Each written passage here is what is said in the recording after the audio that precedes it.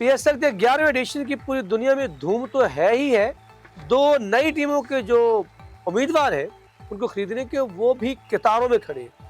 अरबपति जो है हर किसी की यही कोशिश है कि मेरे हाथ ये टीम लग जाए, लेकिन पाकिस्तान क्रिकेट बोर्ड ने इसका बाकायदा जो है वो फाइनेंशियल मॉडल भी जारी कर दिया। वो क्या है, इसके अलावा ये भी बताएंगे कि इसके अंदर क्या क्या टेक्निकल जो है वो चीज़ें हैं, वो तमाम की तमाम आज के इस व्लॉग के अंदर आपके सामने हम रखेंगे।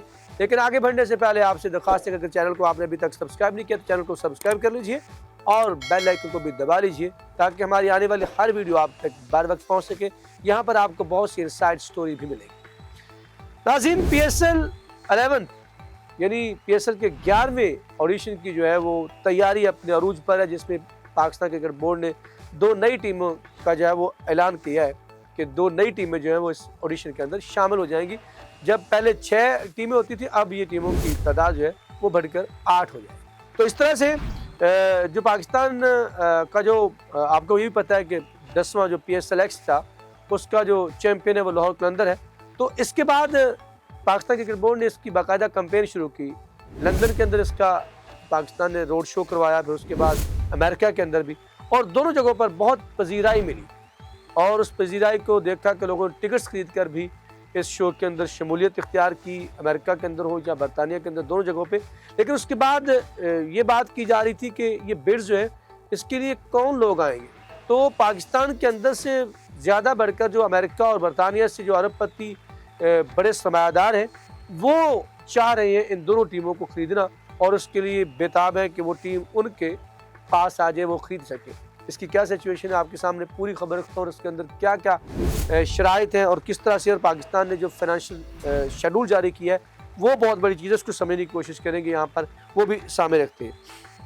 और इसकी तफसीलात के मुताबिक आपको पता है कि बरतानिया और दीगर ममालिक से कारोबारी शख्सियात मलकियत पाने के लिए जो है वो बेचैन दिखाई दे रही है। पाकिस्तान क्रिकेट बोर्ड PCB ने दो नए मालिकान का फैसला 8 जनवरी को नीलामी के अंदर करना है। ये भी आपको पता है कि 8 को इसकी नीलामी होनी है और उसके अंदर ये फैसला होगा। उधर नई फ्रेंचाइज के फाइनेंशियल मॉडल तैयार कर लिया गया है। दीगर की तरह उन्हें भी सेंट्रल इनकम पोल से 95% तक रकम दी जाएगी। 7वीं और 8वीं टीमों को बोर्ड PSL 11 से अगले 5 एडिशन तक कम से कम 85 करोड़ रुपए देगा। इसे कम से कम सेंट्रल पोल इनकम गारंटी का नाम दिया गया है। इसी दौरान अगर किसी भी टूर्नामेंट में शेयर इससे कम हो तो PCB कमी को पूरा करेगा। ठीक है, कामयाब फ्रेंचाइज टीम के नाम में शहर के साथ लाइका भी लगा सकते हैं, जैसे किंग्स, वो वाली जो कलंदर वो वाली बात कर रहा है। किंग्स, यूनाइटेड, ज़ल्मी, ग्लैडिएटर्स और सुल्तान्स को इस्तेमाल करने की इजाज़त नहीं होगी। इसके अंदर आप उसके बाद अगली बात कर रहे हैं, फ्रेंचाइज टीम के लोगों की बोर्ड से तहरीरी पेश की मंजूरी हासिल करना होगी। जो लोगो लगेगा जैसे पहले हैं सभी के, तो जो नई टीमें की कमर्शियल ब्रांड नाम या लोगों को शामिल करने की इजाज़त नहीं होगी इसके अंदर। ठीक है, तमाम बोली दहिंदगान को टेक्निकल प्रपोजल में मुजवजा टीम का नाम और लोगो शामिल करना होगा। किसी भी टूर्नामेंट के सेंट्रल पोल आमदनी में तमाम फ्रेंचाइज का मजमूई हिस्सा तमाम शरीक टीमों में बराबर तकसीम किया जाएगा। PSL 11 से PSL 20 तक यानी जो 11वें एडिशन से लेकर 20वें एडिशन तक की जो है वह टीमें हकूक के इस्तेमाल होगा और हासिलशुदा आमदनी के साथ हर फ्रेंचाइज को PSL सेंट्रल पोल से एक मखसूस कम से कम जो है फीसद हिस्सा मिलने का हक भी होगा। उसके बाद अगर टैक्सेस है, प्रोटेक्शन है, लाइसेंसिंग फीस मना करने के बाद मीडिया राइट्स से 95% हिस्सा मिलेगा, जबकि स्पॉन्सरशिप, टिकट्स की फरोख्त से हासिलशुदा रकम से भी इतना ही शेयर दिया जाएगा इन टीमों को। ठीक है, और सेंट्रल लाइसेंसिंग इनकम का 85% हिस्सा मिलेगा। तमाम फ्रेंचाइज की जानिब से अदाशुदा फीस सेंट्रल पोल का हिस्सा नहीं होगी और परसेंटेज शेयर को PSL गवर्निंग काउंसिल के स्वाबदीद पर किसी एक या ज़ायद टूर्नामेंट्स के लिए मजीद बढ़ाया भी जा सकता है। और अगली बात बड़ी इंपॉर्टेंट है, 20वें एडिशन के बाद फ्रेंचाइज के फीसद हिस्से का तयन PSC भी करेगा। 10 साल ये वायदा होता है।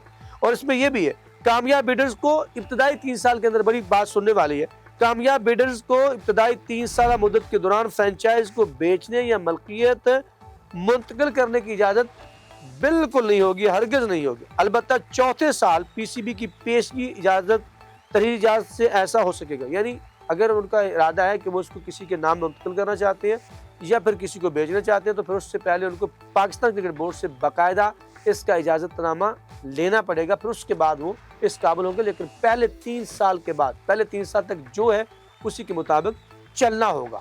ये बड़ा फैसला है।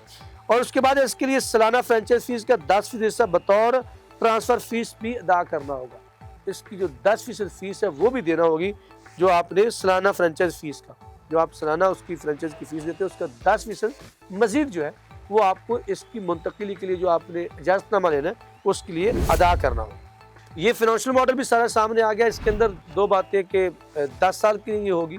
इस बिडर्स के अंदर जो है वो क्या-क्या आपको पता है कि लोगो और किसी दूसरी चीज़ को शामिल नहीं कर सकेंगे आपकी तरफ से। तमाम चीज़ें जो हैं वो प्रपोजल एक पाकिस्तान क्रिकेट बोर्ड ने बाकायदा दी है। और आपको पता है कि पाकिस्तान जो PSL है उसके चीफ ऑर्गेनाइज़र भी है, ठीक है, सलमान नसीर जैसे है, वो गवर्निंग बॉडी भी इसके अंदर काम करेगी। लेकिन तमाम जो चीज़ें हैं वो इनका कॉन्ट्रैक्ट बिड्स जो है वो तमाम पाकिस्तान क्रिकेट बोर्ड जो है वो उसके ज़ेरे साया होनी है। और तमाम चीज़ों को लेके भी पाकिस्तान क्रिकेट बोर्ड ने ही चलना है। और तमाम इजाज़तनामे 8 जनवरी को ये फैसला हो जाना है कि किसके नाम ये कुरा निकलते हैं। लेकिन सबसे अच्छी बात, अच्छा शगुन ये है कि कहा ये जा रहा था कि शायद जैसे मुल्तान सुल्तान के जो ऑनर अली तरीन है वो शायद उनको बड़े एतराज़ात थे कि आने वाले वक्त में लोग इससे खौफ खा जाएंगे, डरेंगे और शायद अगली 2 टीमें जो हैं वो ख़रीदने के लिए और पाकिस्तान क्रिकेट बोर्ड को उनकी बोली लगाने के लिए बड़ी तगोदो करनी पड़ेगी। लेकिन अच्छा शगुन ये हुआ कि इसके लिए तो कतारें लग गई। बहुत से सरमायाकार जो हैं, बड़े अरबपति जो हैं, उन्होंने बाकायदा अब कोशिश शुरू कर दी है कि वो 2 टीमें जो हैं उनमें हर चाह रहा है कि इनमें से एक टीम मैं ख़रीद सकूँ। तो ये दोनों टीमें जो हैं इनकी बिड जो है वो 8 जनवरी को होंगी। उसके अंदर देखेंगे फिर क्या निकलता है और किस तरह से ये होता है। अमेरिका और बरतानिया के अंदर दोनों जो शो करवाए गए हैं उन शोज़ के अंदर जो है इसका बड़ा फ़ायदा हुआ। अब पाकिस्तान से बाहर यानी अमेरिका के अंदर से बहुत से लोग इसके ख्वाहिशमंद हैं कि वो ये ख़रीदे जो नई टीम है। और इसी तरह बरतानिया के अंदर से भी बहुत से लोगों की ख्वाहिश यही है कि वो नई जो टीमें शामिल होने वाली हैं उनमें से एक टीम को जो है वो आप उसके हकदार ठहरे, उसको ख़रीद सके। तो इस तरह से पाकिस्तान सुपर लीग के लिए भी बड़ा अच्छा शगुन है कि लोगों ने इसकी दिलचस्पी ली। और ख़ासकर ये बात कि ऑनर्स बनने के लिए लोगों की बड़ी शदीद ख्वाहिश जो है वो दिखाई दे रही है, जिससे जो PSL है वो मज़ीद आगे बढ़ता हुआ। और अब आप कह सकते हैं कि PSL जो है वो दूसरी बड़ी दुनिया की लीग है इंडियन प्रीमियर लीग के बाद, IPL के बाद। IPL में क्या होने जा रहा है वो भी आपको बताएंगे, कौन सबसे महंगा बिका। लेकिन यहाँ पर अब तक के लिए इतना ही। मुझे अखलाक सालों को पूरी टीम 94 स्पोर्ट्स और मेरे कैमरामैन फ़हीम के साथ दीजिए इजाज़त। अगर ज़िंदगी ने साथ दिया तो इंशाल्लाह फिर आपसे मुलाकात होगी। तब तक के लिए अल्लाह ने की बात।